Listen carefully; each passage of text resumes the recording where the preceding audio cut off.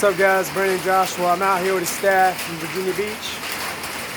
He's still out here, guys. Hang on. I just put my jacket on.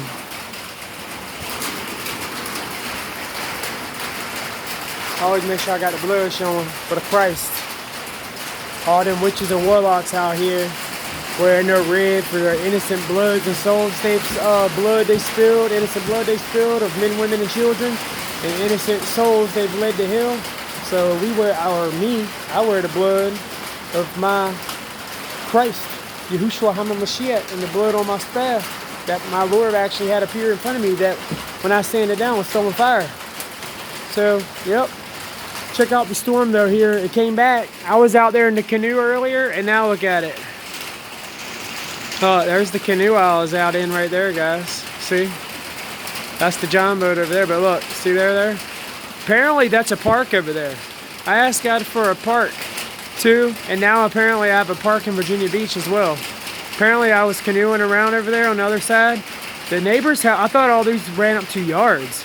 The yards are only on this side. All that across over there, like there's a yard over here, like right here is where it stops. That yard where the fence is out there. But then there's actually a cubby hole around there that goes to some more houses. But from like somewhere over there across the water, all the way around and back where I was, all through those woods, all that is a park somewhere in Virginia Beach. The guy said, he told me, I forgot, it's in the video. I'm uploading them now. It was a young guy, one of the fisher guys, a young man that was out there fishing. I asked him like what it was. And he said where I'm at, it's called Turtle Lake. And of course on the other side, this is part of Elizabeth River, but it's dammed off up there. So on the other side is Elizabeth River. And he said the name of the park, but I forgot what he said the name of it was. It's out here in Virginia Beach though, Virginia Beach, Virginia. But anyway, Hurricane Arthur's back, dumping rain. So good thing I'm not out there in that canoe right now. But guys, this is what I'm talking about. Like, I know we can have, there's our stages here. I know we can hold sermons. Like, I want to have a Bible study out here. Look, this is my little, where I'm staying at in the mini house. There's all kind of equipment for like the setup, but for like doing the Bible study. I'm staying in this little mini house, got a little fridge. And, but this is like the home stage. I can wake up on missionary location number 2. I wake up, we got the home stage that we can hold Bible studies on. And then we have like stage lights. We have speakers, professional grade speakers and mic that we can hook up. It's right here in the woods, on the water, on the Elizabeth River. That's actually a lake dammed off, so that's calm water with turtles and fish and all that. We have a fire pit we would get going. Okay, cooler. We have of course that would be like an alcohol-free bar area. And then of course there's chairs there. See, 4 chairs there. Another 4 chairs there at a round table. And then you have, of course, a little bit taller people that prefer to sit at higher tables, like I do. I don't know, I guess it's the warrior in me. We prefer to sit at higher tables. There's a higher table with higher sitting chairs. There's actually 4 there because I have the 4th one right there. And of course we have another table. This table and chair would be probably moved out there. I got another chair up there. But yeah, so anyway, there's 4 chairs to that big tall table. And there's actually, I thought there was 2 of those. Well, anyway, there's 1 right there. But then you have, of course, a big table here. You have 2 more lawn chairs there actually facing it with bug candles everywhere.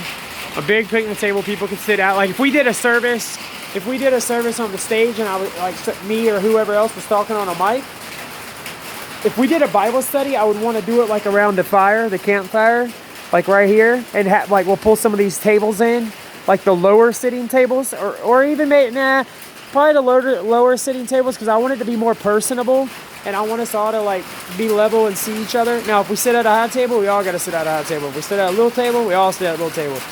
While it's small, I'm saying for like a Bible study night, because I want it to be personable, and I want us to all be able to talk and like have like say like a Wednesday night.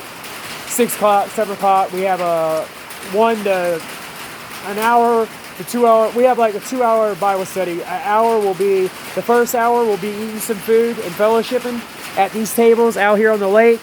We can we have canoes and all, but we'll have fellowship out here on the lake, eat some good food at the tables out here, outside around a little fire, and then right here on the water. And then for the second hour will be myself or whoever reading the Bible. We'll do a Bible study. We'll have a topic for each week, and we'll say that. So like when we have it the first week, we'll get everything organized, set up, and then we'll have a little service, and then a Bible study, cover some scripture, get to know whoever would show up. We would get to meet each other, keep it open to, it's open, so you can bring your friends and your neighbors. It'd be like literally, I'll make a thing so people in the community that don't have a church to go to, you can come over to a Bible study and hear true doctrine from a young man that serves the kingdom the best I can, and I'm honest. That's all I can do, It's all any man can do. And it's peaceful out here, right here on the water. We have a stage with lights that in time, if we had some more people, eventually, it would be cool to do a Sunday service out here. Maybe not every Sunday. I'm just talking like the Bible study I'd like to do every week. And then maybe like a Sunday service like every other week, like twice a month. Have like a Bible study 4 times a month, like once a week, like say every Wednesday. And then have like a Sunday service like every other Sunday or something. Or maybe one Sunday a month. It just depends on like the gentleman that's letting me use this. It depends on his schedule and like what he has going on here. I would have to work it in and out of his schedule.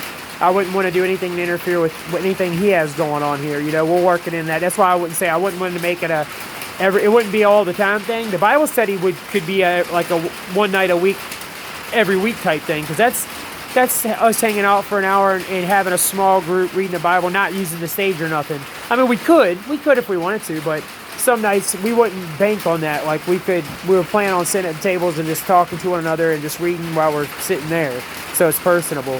But the Sunday service, we would use the stage, and like whoever was speaking would talk on stage, and we could actually have like worship music and everything. Because where I'm at, the man's a professional musician, so if he was here, he could actually play professional guitar and some music for us. Maybe, I don't know. I'd have to ask him. If he did, man, that'd be cool.